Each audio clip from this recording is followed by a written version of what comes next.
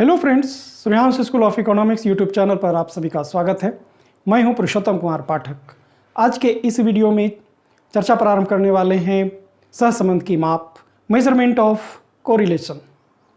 दो चरों के बीच पाए जाने वाले सहसंबंध की तीव्रता, गहनता और उसकी दिशा को मापने की कौन कौन सी विधियां हैं, उन विधियों पर आज हम यहाँ पर चर्चा करने वाले हैं। वैसे तो सहसंबंध की माप के लिए तीन विधियां हैं। एक है स्कैटर डायग्राम मेथड, दूसरा है कार्ल पियर्सन्स मेथड और तीसरा है स्पीयरमैन मेथड। लेकिन आज के इस वीडियो में मैं चर्चा करूंगा आप लोगों के साथ सिर्फ दो विधि पर। एक है स्कैटर डायग्राम और दूसरा है कार्ल पियर्सन्स मेथड। दो चरों के बीच पाए जाने वाले सहसंबंध की गहनता और उनकी दिशा का पता लगाने का एक सरल तरीका है स्कैटर डायग्राम मेथड, प्रकरण आरेख विधि। यह ज्यामितीय विधि है। इसमें हम क्या करते हैं कि x और y के विभिन्न मानों के संयोगों को हम ग्राफ में प्लॉट करते हैं और इस तरीके से प्राप्त हमारे पास बहुत सारे पॉइंट्स हो जाते हैं। वे सारे पॉइंट अगर कोई एक पैटर्न को फॉलो करते हैं, चाहे तो उनका पैटर्न अपवर्ड हो या फिर डाउनवर्ड हो। अपवर्ड हो मतलब नीचे से ऊपर की ओर वे बढ़ते हुए हों, तो ऐसी स्थिति में हम कहते हैं कि दो चरों के बीच धनात्मक सहसंबंध पाया जाता है। और अगर वे सारे पॉइंट्स ऊपर से नीचे की ओर गिरते हुए पैटर्न में हो, मतलब डाउनवर्ड पैटर्न में हो, तो हम कहते हैं कि दोनों चरों के बीच ऋणात्मक सहसंबंध है। जैसा कि चित्र 2 में आप देख रहे हैं और चित्र 1 में देख रहे हैं आपकी सारे पॉइंट्स जो हैं वो नीचे से ऊपर की ओर बढ़ते हुए पैटर्न में हैं, तो इसका मतलब है कि चित्र 1 में धनात्मक सहसंबंध को बताया गया। दूसरी बात है कि अगर वे सारे पॉइंट्स किसी एक पैटर्न को फॉलो नहीं करते हैं, जैसा कि चित्र 3 में आप देख रहे हैं, तो इस स्थिति में कहा जा सकता है कि दो चरों के बीच में सहसंबंध नहीं है। अब है यहां पर कि वो जो सारे पॉइंट्स हैं अगर एक दूसरे के काफी क्लोज हैं, एक दूसरे के काफी निकट हैं, तब ये कहा जाएगा कि दो चरों के बीच जो सहसंबंध है वो उच्च कोटि का है। और अगर उनके बीच फैलाव है, बिखराव है, बहुत दूर दूर पॉइंट्स एक दूसरे से फैले हुए हैं, तो ऐसी स्थिति में दो चरों के बीच का जो सहसंबंध है वह सहसंबंध बहुत ही निम्न कोटि का है। इस तरीके से हम देखते हैं कि स्कैटर डायग्राम से, ग्राफीय विधि से दो चरों के बीच सहसंबंध की गहनता और उनकी दिशा का अनुमान लगाया जाता है। इंग्लैंड के सांख्यिकीविद एवं गणितज्ञ कार्ल पियर्सन ने दो चरों के बीच सहसंबंध की गणना करने के लिए एक सूत्र दिया, जिसे हम कार्ल पियर्सन का सहसंबंध गुणांक कहते हैं। कार्ल पियर्सन का सहसंबंध गुणांक दो चरों के बीच रेखीय सहसंबंध की गहनता एवं दिशा की माप करता है। कार्ल पियर्सन का सहसंबंध गुणांक दो चरों के बीच, दो श्रेणियों के बीच प्रसरण, सहप्रसरण, कोवेरियंस और उनके स्टैंडर्ड डेविएशन पर निर्भर करता है। कार्ल पियर्सन ने अपने सहसंबंध गुणांक की परिभाषा कुछ इस प्रकार से दी है कि सहसंबंध गुणांक दो चरों के बीच के सहप्रसरण एवं उनके स्टैंडर्ड डेविएशन प्रमाप विचलनों के गुणनफल का अनुपात होता है। कहने का मतलब यह है कि जब हम दो चरों के बीच का सहप्रसरण, कोवेरियंस को उनके प्रमाप विचलनों के गुणनफल से भाग देते हैं, तब सहसंबंध गुणांक प्राप्त होता है।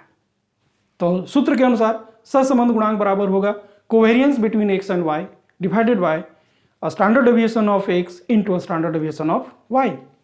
सूत्र से covariance x and y divided by sigma x into sigma y, जहां पर कोवेरियंस ऑफ x होगा summation of x minus x bar into y minus y bar by n, जहां सिग्मा x का प्रमाप विचलन या मानक विचलन बराबर होगा square root of summation of x minus x bar का स्क्वायर डिवाइडेड बाय n।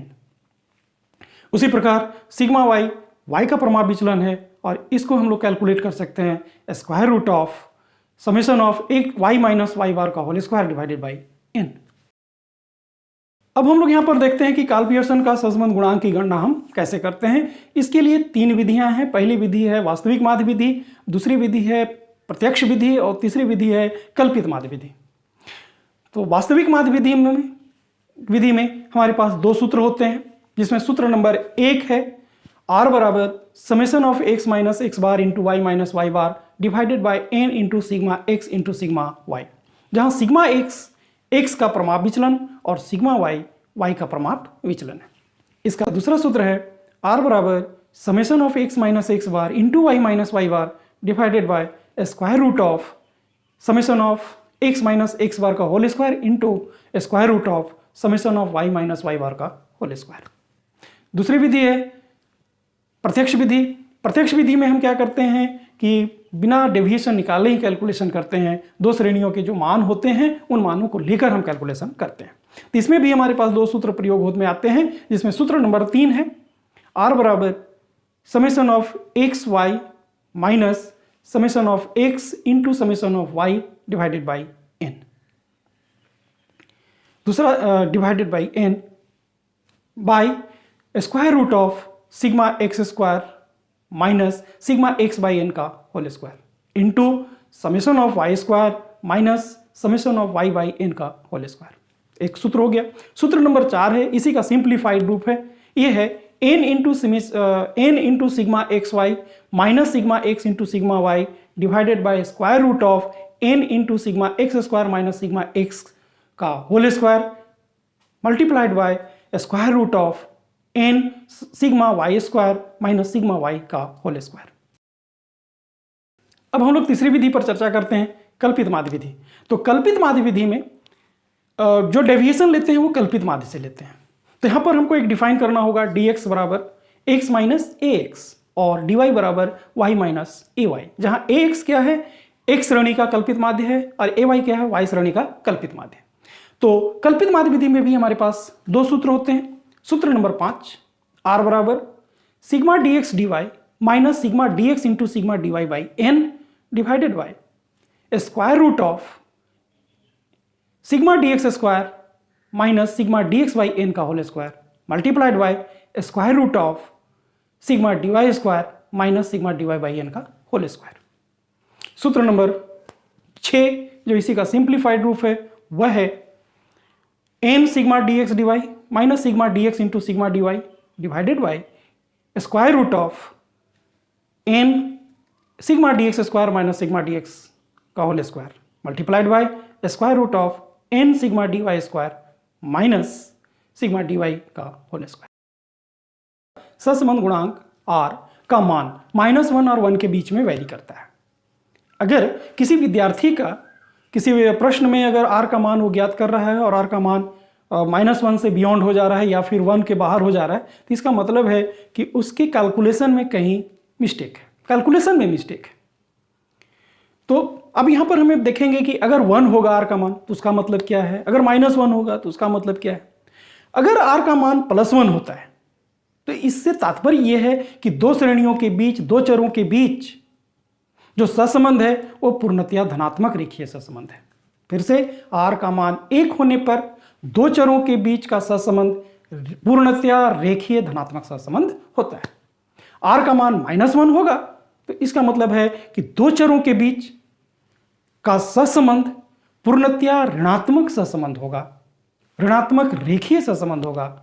और r का मान अगर 0 होता है, 0 होता है, इसका मतलब है कि दो चरों के बीच रेखीय सहसंबंध का अभाव है। हो सकता है कि दोनों चर अरेखीय रूप से संबंधित हों, चाहे वो पैराबोलिक बनाते हों, द्विघातीय समीकरण के रूप में, द्विघातीय बहुपद के रूप में संबंधित हों, लेकिन रेखीय सहसंबंध दोनों चरों के बीच नहीं पाया जाएगा। उसी प्रकार r का मान अगर 1 के नजदीक है, +1 के नजदीक है, मतलब 0.75 है, 0.8 है, 0.9 है, तो हम कहेंगे कि दो चरों के बीच का जो सहसंबंध है वह उच्च कोटि का रेखीय सहसंबंध है और वो भी धनात्मक। ठीक उसी प्रकार -1 के नजदीक होगा, 0.75, 0.78, 0.9, तब हम कहेंगे कि दो चरों के बीच उच्च कोटि का ऋणात्मक रेखीय सहसंबंध पाया जाता है। अगर r का मान 0 के करीब होगा तो हम कहेंगे कि दो चरों के बीच निम्न कोटि का रेखीय सहसंबंध पाया जाता है। इसकी पहली विशेषता।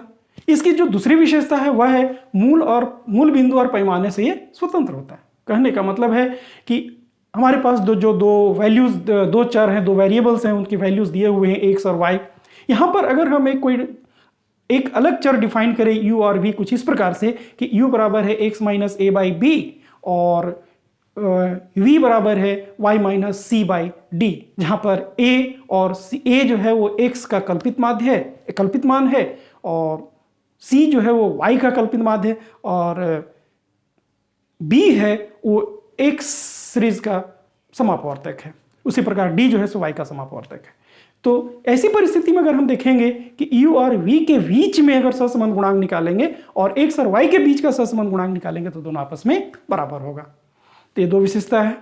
आज इतना ही। अगले वीडियो में हम देखेंगे कि दो चरों के बीच जो सहसंबंध गुणांक है उसमें हम कोटि सहसंबंध गुणांक की गणना कैसे करेंगे, rank correlation of coefficient, rank coefficient of correlation, जो स्पीयरमैन के द्वारा दिया हुआ है। तो आज इतना ही। उम्मीद करता हूं कि आज का ये वीडियो आपको अच्छा लगा होगा। ये वीडियो को समझने में अगर कहीं आपकी कठिनाई आई होगी तो आप हमें अवश्य प्रश्न करेंगे। वह प्रश्न चाहे तो कमेंट बॉक्स में कर सकते हैं, चाहे तो फिर आप हमारे पर्सनल व्हाट्सएप नंबर पर कर सकते हैं। धन्यवाद।